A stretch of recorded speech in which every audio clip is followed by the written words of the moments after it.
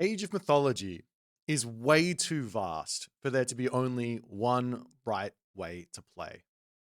That idea has never sat right with me. At the top level, I get it. Players run what they've practiced. And outside of maybe recon, I don't think anyone's really trying to cook on the main stage. But that doesn't mean the cooking isn't out there. Today, I'm showing you one of those strategies. Something I think is genuinely insanely powerful, as long as you're willing to put the practice in to get it down. What is going on, everyone? My name's Boit, and I'm back with one of my own games. Today, I'm going to show off some Oranos. This is a god that, I've been consistent with it. I've said this god is strong since the launch of Age of Mythology Retold. It's since had buffs, nerfs, but the core idea of this god still is there. And that core idea is the fact that you get effectively a heroic age god power for the entirety of the game, but not just one heroic age god power. You get multiple of this heroic age god power for the entirety of the game. And that's the Sky Passage. Now, of course, you do need to place it with the citizen. You do need to make the effort, and you have to be safe, and it is possible to shut this down. But the core premise is there that Sky Passage with Oranos has been here since the start of the game and is the main reason why I've said that Oranos has been really good. S tier is the meme since launch. Now, of course, Atlantean is in a really good spot. A lot of gods are actually in a really good spot right now, but with Atlantean actually being in quite a good spot just in general, the fact becomes even more present. However, what I notice when I watch top players play is, well, they're practiced inside of the Oceanus style, and it's good. It's solid. It's consistent. You get consistent results with it, right? You don't even have to practice it that hard, to be completely honest. It's pretty straight down the line. There's not a whole lot of kind of reactions you need to make to what your opponent's doing. You can kind of just do the same thing, and you're going to head down a certain route and get into a strong position most games, right? And I think that's why lots of top players play this style. But there's a completely different idea, which is Prometheus. And you can actually notice here, I've gone in for some early hero citizens. There's this technology inside of Prometheus called Theft of Fire. And I think it's really misunderstood. Like, a lot of players see this technology and they go, great, I can heroize my citizens and my economy is going to be a little bit stronger with Valor, right? They're going to valorize their citizens and it's going to be cheap and it's going to be a little bit stronger. Happy days. If I have like 10 hero citizens, 20% faster, that's probably like I've got an extra couple of citizens total, right? Like an extra 2 citizens, maybe 3 citizens total, which is not a small amount of economy, right? That's nice. But I say that's only half the picture. There's another technology inside of Prometheus called Heart of the Titans, which makes the villagers or the heroes heroize even quicker, right? You get less downtime to actually heroize your citizens manually. Only downside is it costs a lot of food to do so. But there is the Sky Passage. And there is the opportunity to always have food, so long as your opponent allows you to. Which then brings me into the final point, which is you got to practice this. You got to know when to do what, why you're doing what inside of this strategy. You can't just blindly go for heroizing citizens. It's not going to work. But if you find yourself in the right situation, all of a sudden, it is going to work. And there's a whole bunch of ways you can play around this. So, for example, here, I'm playing against Miracle. He's a really strong Hades player. I did actually lose to him recently. He took me out with... I can't remember which god I was playing, but he was playing Hades. It was on Ghost Lake. I can't remember which god I was playing. I think it was Egyptian. But he did take me out. So he's a very, very strong player. And you're going to notice here that basically, I'm going to make some very, very important decisions here in this game. And you can see we're going to get the economic guild. I am going for theft of fire anyways, regardless of what the decision is going to be.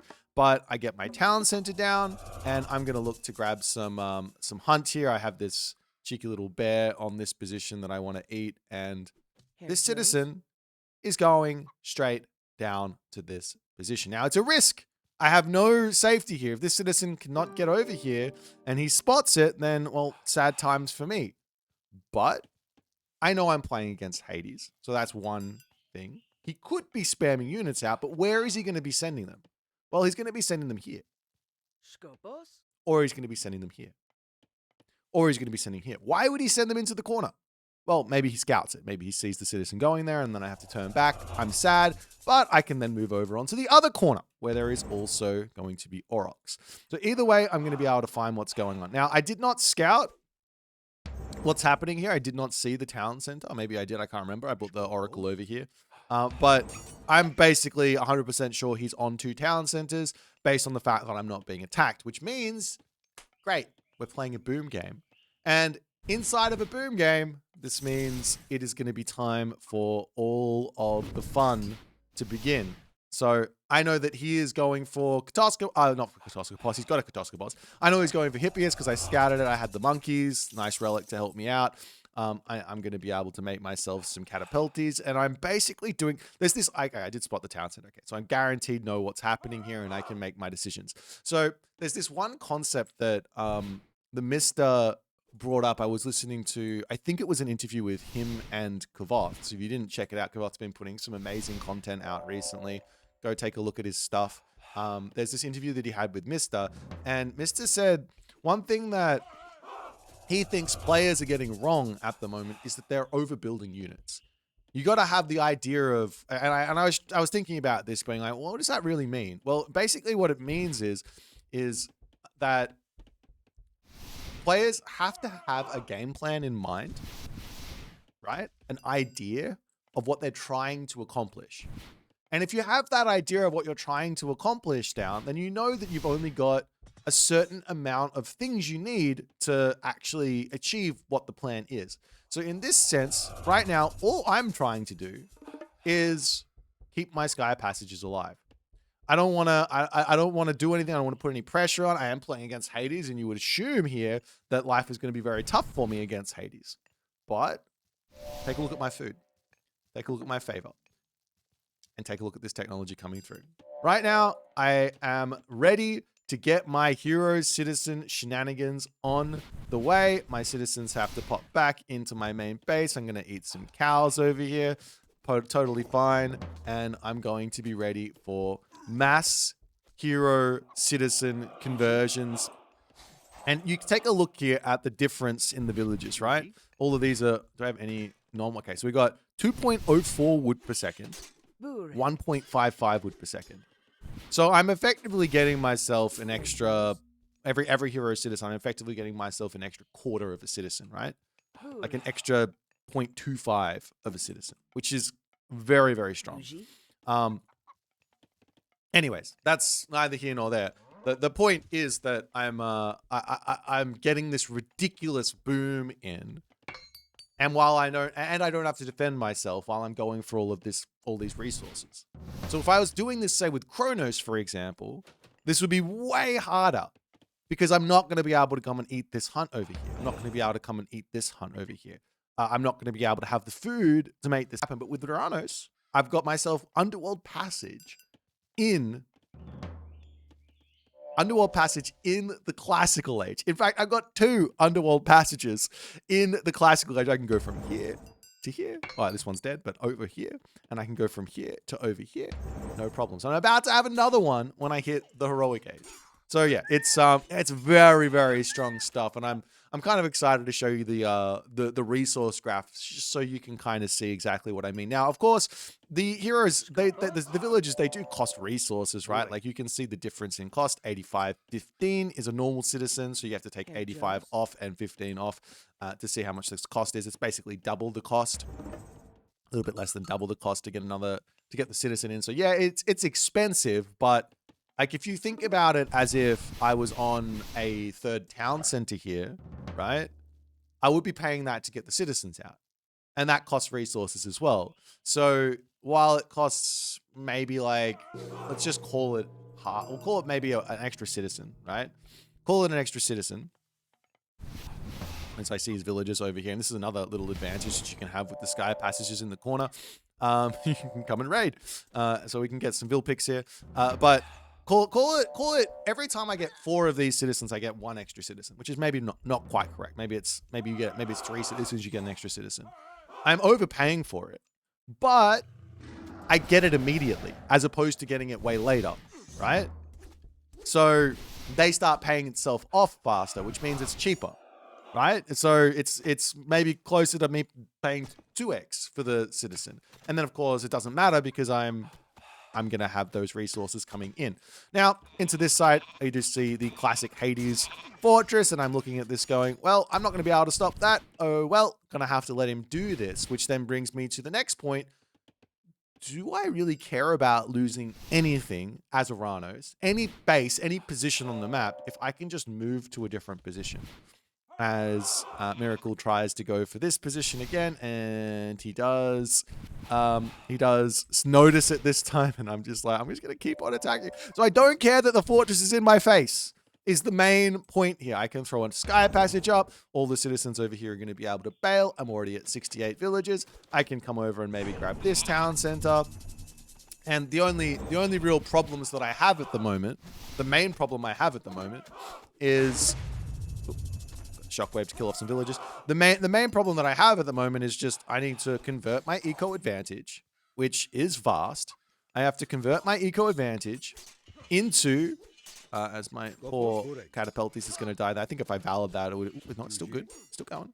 But I think if I valid the Catapultis here, it would have been nice. But anyways, I just have to convert my economic advantage now into a military advantage, and then I'm going to be in a good spot. I'm going to be able to take a fight and win a fight, which is quite difficult normally against Greek as Atlanteans. But if you've got the economic advantage, a very large economic advantage, then it becomes quite simple to just understand that. So the understanding here is that, okay, my economic advantage is going to carry me through. I just have to get a good amount of units out. I just need to make sure I don't take a fight until it's all sorted. And that's all you're thinking about, right? Now, Miracle as well, lots of resources in the bank that he needs to be spending, but he doesn't really know what to build at the moment. I haven't really shown him what I'm going for. We're getting some Arcus out, we're getting some Contarius, we're getting some Mamillos, basically all the generalist units. Just trying to get myself upgrades in as well as just spending everything. My town center dies, my military barracks die, my sky passage is going to die. I do not care. Look at the difference in villages at the moment. And we can continue to just play this game of I don't care, right? Like I come over onto this side, there's this Minotaur. One of the other super big advantages of playing Prometheus over playing Oceanus, which there's advantages to playing Oceanus, right? But one of the big advantages here is that I can convert heroes on the fight. It takes a very short amount of time to heroize when you've got Heart of the Titans. Whereas as Oceanus, you really only have access to Hero Mamillos or Hero Catapultis because of frontline heroics. Right, that unique technology to Oceanus. You can make heroes on other, but they're really expensive and you don't really want to, right? So anyways, in comes now the other big technology, Heroic Renewal. So all my village, 82 citizens here as well, even though now I'm on 1 town center. It's just such a big advantage and all of these citizens are so strong. So it's just good for me. We're going to come in onto this position and it's going to keep on raiding. He's trying to sit on the fortress, trying to raid, do stuff, but he's got to be concerned about everything else, right? So this is part of the sky passage shenanigans. I'm on both sides of the map. What are you going to do? He's got a wall off here, here, here. I'm going to grab the town center in the middle as well, as he's going to make his move away from his fortress. And at this point, I'm like, fantastic, let's go. And look at this. I can just heroize on the fight, and we've got ourselves, he clicks Restoration. I probably shouldn't have clicked Chaos right away. But now we've got ourselves the Heroic Renewal military, and I've got full population, and I'm ready to go, which is the main thing that the main criticism I have for a lot of Atlantean players is that they heroize their units too early. The time to heroize your units is when you're at full population. If you heroize them earlier, that's generally bad. and we do take the fight, we take the win. I lost my talent center as well, so I'm actually on 0 talent centers here, but because my economy, like, I don't care, right? I've got so much economy. So yeah, you want to wait until you're at full population before you heroize, before you take the fight, before you heroize, because otherwise it slows you down, right? So this is why I say that a lot of the times it's really good to actually play for early myth units versus Atlantean, because it forces them to actually have to spend on hero units, which aren't super effective. Anyways, that's my story. Thank you for listening about this strategy. There's a lot of ways this strategy goes wrong. So I don't want to go out there and say that it's ridiculously overpowered, broken. There are weaknesses to this strategy, and you have to know how to play it. But there's a lot of power in this, and there is a really, really strong late game unit inside of the Promethean as well. So if things start getting a little bit worrisome and you have the favor, throw down 3 temples, build yourself out the Prometheans in the Mythic Age, or the the Centamanus, right? Those are both very good. And then include those and you can have a really, really good late game too. So it's just, yeah, this is a very alternative way to play for Oranos, but I haven't really wanted to talk about it because I think it's really strong and I didn't want to give it away. But there, yeah, like I said, there are some weaknesses. So keep it in mind. You can't just blindly do this strat. Give it a go. Tell me how it feels, and I'll see you guys in the next one.